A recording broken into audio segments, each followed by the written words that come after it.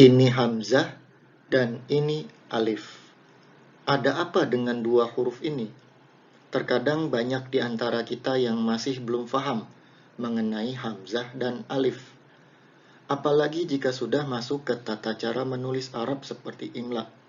Ayo, masih banyak kan yang salah? Apakah menulisnya dengan hamzah atau dengan alif? Assalamualaikum warahmatullahi wabarakatuh.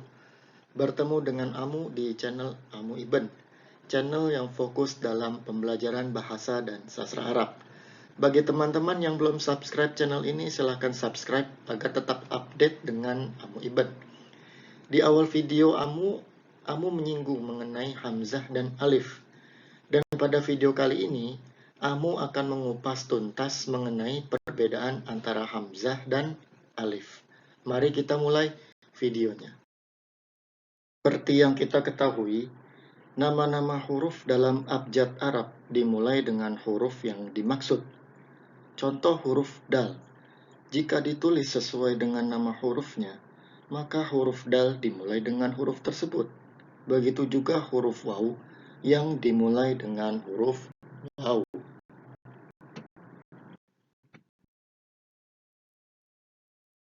Tapi tidak dengan huruf alif. Huruf alif jika ditulis maka dimulai bukan dengan huruf alif, melainkan dengan huruf hamzah. Pertanyaannya, kenapa dimulai dengan hamzah? Pertama-tama kita harus mengenal dahulu dua huruf ini, hamzah dan alif. Kita mulai dari alif terlebih dahulu. Huruf alif dalam teks bahasa Arab memiliki bentuk yang bermacam-macam. Pertama, alif biasa sebagaimana bentuknya ini dan bisa kita jumpai dalam kata darun. Pada kata darun, alif tersebut tanpa tanda baca di atas, di depan, atau di bawahnya. Dan huruf sebelumnya bertanda fathah, yang berarti bunyi da dibaca sedikit panjang 2 harokat. Bentuk alif yang kedua disebut sebagai alif khinjari.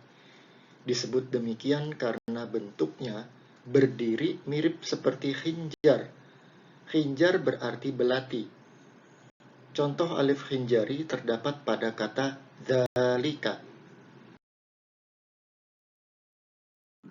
Bentuk ketiga dari huruf alif dikenal dengan alif maksurah.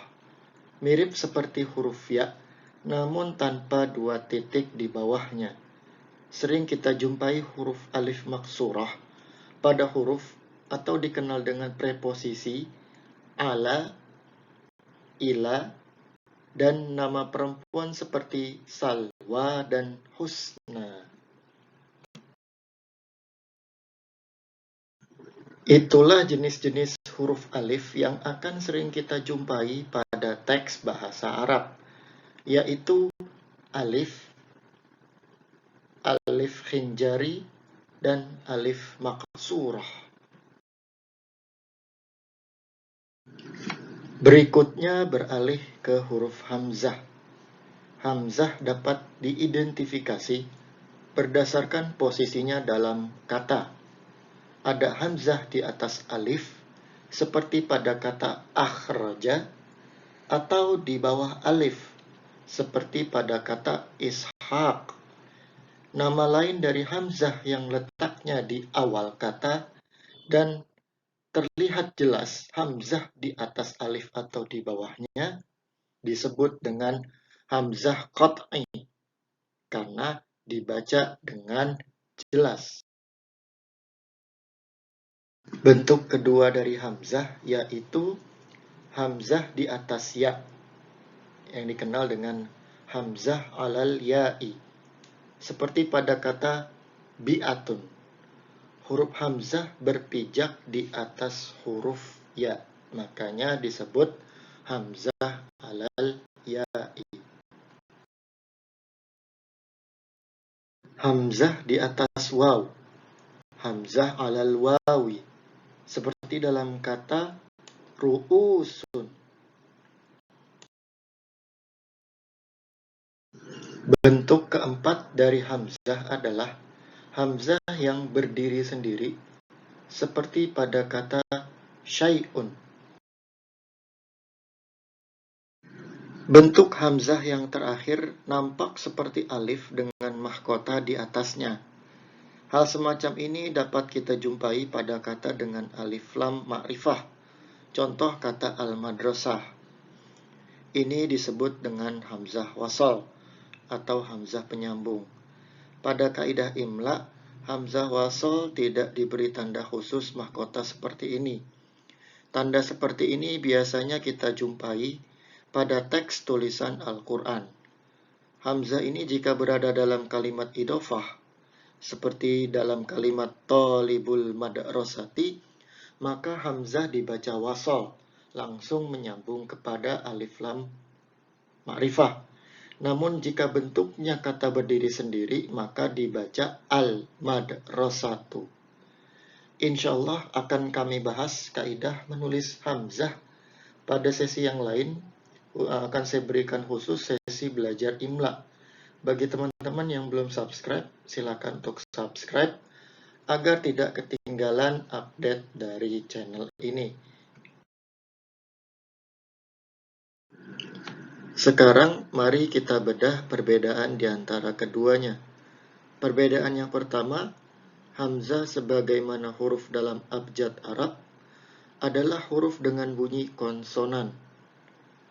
Jika huruf berfathah bertemu dengan hamzah sukun, maka tidak dibaca panjang, melainkan huruf vokal mati seperti kata fa'run dibaca bukan farun, dan kata bi'run bukan dibaca birun. Di lain sisi, huruf alif pada dasarnya adalah satu-satunya huruf vokal dalam abjad Arab. Oleh karenanya, ketika tanda baca fathah dengan bunyi A bertemu dengan alif, maka dibaca panjang seperti pada kata faza.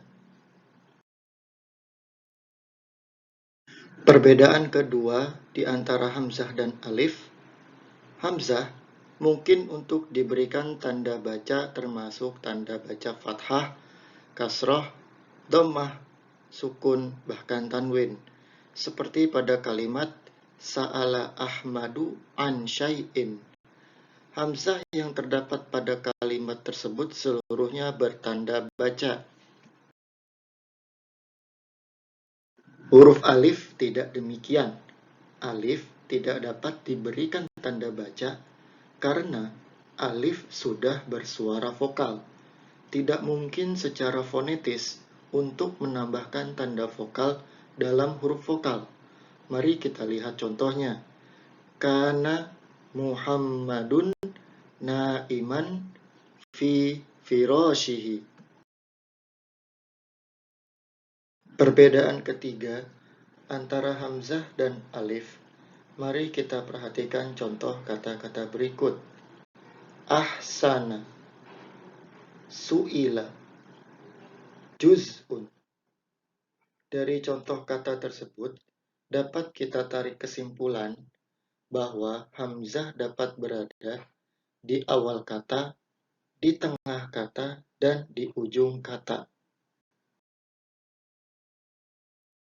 Sedangkan alif tidak dapat berada di awal kata, sebab alif huruf vokal bertanda sukun, dan karakteristik bahasa Arab tidak ada kata dalam bahasa Arab yang dimulai dengan sukun.